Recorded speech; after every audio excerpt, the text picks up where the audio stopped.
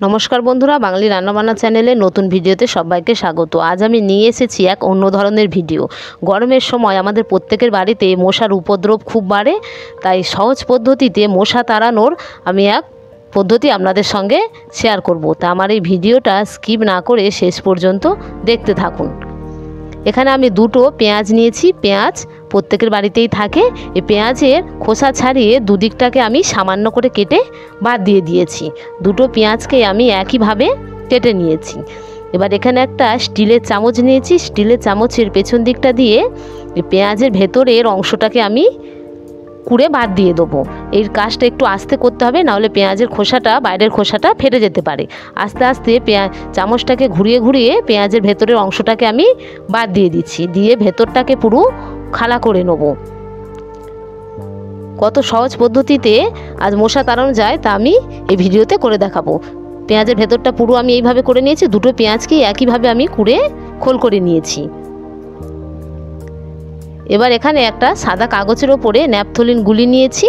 Naphthalene গুলি বাজারে পাওয়া যায়। এই ন্যাপথলিন গুলি একটা কাগজের মধ্যে আমি দিয়ে দিলাম। এবারে ভারী কিছু জিনিস দিয়ে এটাকে আমি গুঁড়ো করে নেব।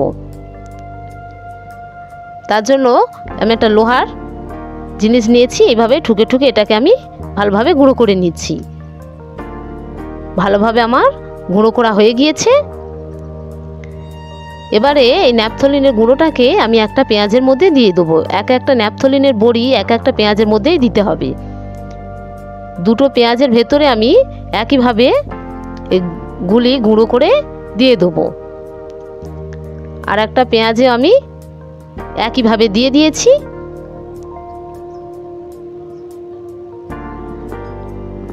এবার সর্ষের তেল আমি পেঁয়াজের মধ্যে দিয়ে দিচ্ছি। পেঁয়াজ ভর্তি করে সর্ষের তেল আমি দিয়ে দেবো। দুটো পেঁয়াজের মধ্যে সর্ষের তেল দিয়ে দিচ্ছি। তেল দেওয়া হয়ে গিয়েছে। এবারে চামচের পেছন দিকটা দিয়ে এটাকে আমি একটু ঘেঁটে নেব। দুটো পেঁয়াজকে একইভাবে আমি ঘেঁটে নিচ্ছি। এবারে এখানে আমি কিছু নিম পাতা নিয়েছি। এই নিম পাতাগুলোকে ছাড়িয়ে নেব। কত সহজভাবে মশা তাড়ানোর পদ্ধতি আপনাদের সঙ্গে শেয়ার করছি। আপনারা আমার ভিডিওটা শেষ পর্যন্ত দেখতে থাকুন। নিম পাতাগুলোকে আমি ছাড়িয়ে নিয়েছি। এবার কিছু নিম পাতা ভালোভাবে মুড়ে শক্ত করে ধরে এইভাবে কাঁচি দিয়ে ছোট ছোট করে কেটে নেব।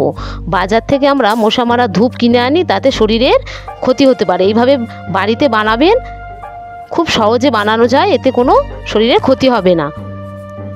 এবারে এখানে কিছু তুলো নিয়েছি আমি। প্রত্যেকের বাড়িতেই এই রকম তুলো থাকে। এই তুলোটাকে পাতলা করে আমি বিছিয়ে দিলাম। এবার কেটে রাখা যে নিম পাতাগুলো অল্প তার থেকে কিছুটা নিয়ে তুলোর ওপরে ছড়িয়ে দেবো। এবার ভালোভাবে তুলোটাকে পাক দিয়ে সলতে মতন করে নেব। আস্তে আস্তে চেপে চেপে করে নিতে হবে, নাহলে নিম পাতাগুলো বেরিয়ে যেতে পারে। একটু টাইট করে চেপে রোলের মতন করে নিয়েছি। এবার হাত দিয়ে পাকিয়ে পাকিয়ে সলতের মতন করে নেব। ভালোভাবে পাক দিলে টাইট হবে এবং তুলোটা সরু হয়ে যাবে। দেখুন কেমন হয়েছে। এইভাবে আর একটা আমি করে নেব। আর একটা আমি করে নিয়েছি।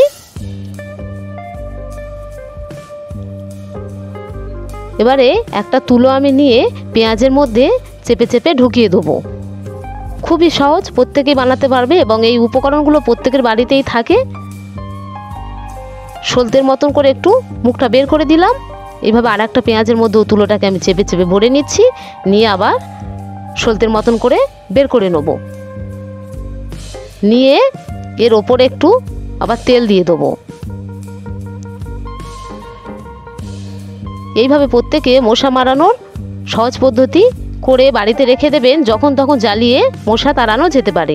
এবার দেশলাই কাঠি দিয়ে আমি জ্বালিয়ে দেখাচ্ছি, দেখুন কতটা সুন্দর হয়েছে। এইভাবে করে আমরা ঘরের যে কোনো কোণে বসিয়ে রাখতে পারি, আবার এটাকে আমরা লিভিয়ে রেখে দিতে পারি। এইভাবে 1 মাস আমরা এটাকে ব্যবহার করতে পারি। কত সহজ পদ্ধতিতে করা যায় তা আমি আপনাদের আজ করে দেখালাম। প্রত্যেকে বানাবেন। হয়ে গিয়েছে আমার ভিডিও। ফিরে আসছে পরবর্তী নতুন ভিডিও নিয়ে।